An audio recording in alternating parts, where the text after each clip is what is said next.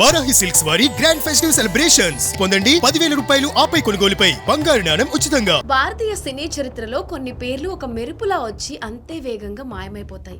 కానీ ఆ కొద్ది సమయంలోనే అవి సృష్టించే ప్రభంజనం అంతా ఇంతా కాదు. అలాంటి ఒక అద్భుతమే దివ్య భారతి 16 ఏళ్ల వయసులో ఇండస్ట్రీకి వచ్చింది. పట్టుమని 3 ఏళ్లు కూడా గడవక ముందే కోట్లాది మంది గుండెల్లో కూడు కట్టుకుంది. తెలుగులో బొబ్బిలి రాజాతో మొదలై బాలీవుడ్ లో టాప్ హీరోయిన్ గా ఎదిగిన ఆమె ప్రయాణం ఒక అద్భుతం అయితే ఆమె మరణం ఇప్పటికీ విడిని ఒక మిస్టరీ. కేవలం 19 ఏళ్ల వయసులో 5వ అంతస్తు నుంచి కింద పడి ప్రాణాలు కోల్పోయిన ఆ రాత్రి ఏం జరిగింది? ఆమె ఆత్మహత్య చేసుకుందా, ప్రమాదవశాత్తు జారిపడిందా, లేక ఇంకేమైనా జరిగిందా? దివ్య భారతి చివరి రాత్రి మిస్టరీని, ఆమె జీవిత ప్రయాణాన్ని ఇప్పుడు లోతుగా తెలుసుకుందాం. దివ్య భారతి ముంబైలో పుట్టిన ఆమెకు స్టార్డమ్ ఇచ్చింది మాత్రం మన తెలుగు సినిమానే. రామానాయుడు గారు సురేష్ ప్రొడక్షన్ లో వెంకటేష్ సరసన బొబ్బిలి రాజా సినిమా కోసం కొత్త అమ్మాయిని వెతుకుతున్నారు. అప్పుడు 9వ తరగతి చదువుతున్న దివ్య భారతిని చూసి ఆమె కళ్ళలోని అమాయకత్వం, ఆ గ్లామర్ నచ్చి వెంటనే ఓకే చేశారు. ఆ సినిమా ఎంత పెద్ద హిట్ అయిందో మనందరికీ తెలుసు. అప్పటి వరకు ఉన్న హీరోయిన్లందరూ దివ్య భారతి క్రేజ్ చూసి భయపడ్డారు. తర్వాత చిరంజీవితో రౌడీ అల్లుడు, మోహన్ బాబుతో అసెంబ్లీ రౌడీ, ఇలా వరుస హిట్స్. బాలీవుడ్ లో కూడా విశ్వాత్మ, షోలా ఔర్ శబ్నం, దీవానా లాంటి సినిమాలతో స్టార్ హీరోల పక్కన నటించింది. అతి తక్కువ సమయంలోనే నెంబర్ 1 స్థానానికి ఎదిగింది. అప్పట్లో ఆమె ఎంత బిజీ అంటే ఒకేసారి 14 సినిమాలు చేతిలో ఉండేవంటే నమ్ముతారా?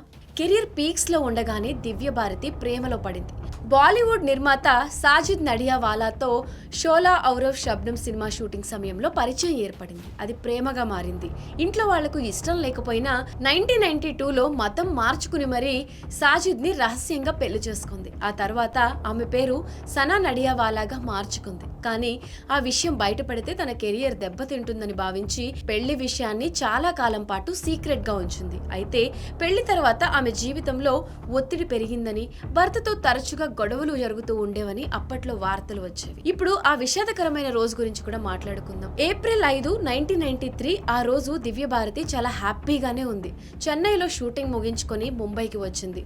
తన కోసం కొత్తగా కొనుక్కున్న 4BHK ఫ్లాట్ రిజిస్ట్రేషన్ పనులు చూసుకోవాలని చాలా ఎక్సైటింగ్ గా ఉంది. ఆ రోజు సాయంత్రం ప్రముఖ డిజైనర్ నీతా లుల్లా మరియు ఆమె భర్త శ్యామ్ లుల్లా దివ్య భారతిని కలవడానికి ఆమె ఫ్లాట్ కి వచ్చారు. దివ్య భారతి వాళ్లతో కబుర్లు చెప్తూ డ్రింక్ చేస్తుంది. అదే సమయంలో కిచెన్ లో ఆమె పని మనిషి అమృత వంట చేస్తుంది. అంతా నార్మల్ గానే ఉంది. టీవీలో ఏదో ప్రోగ్రామ్ వస్తుంది. అందరూ నవ్వుకుంటూ మాట్లాడుకుంటున్నారు. సమయం రాత్రి 11 గంటలు దాటబోతుంది. దివ్య భారతి తన ఫ్లాట్ లోని కిటికీ దగ్గరకు వెళ్ళింది. ఆ కిటికీకి గ్రిల్స్ లేవు, కేవలం అద్దం మాత్రమే ఉంది.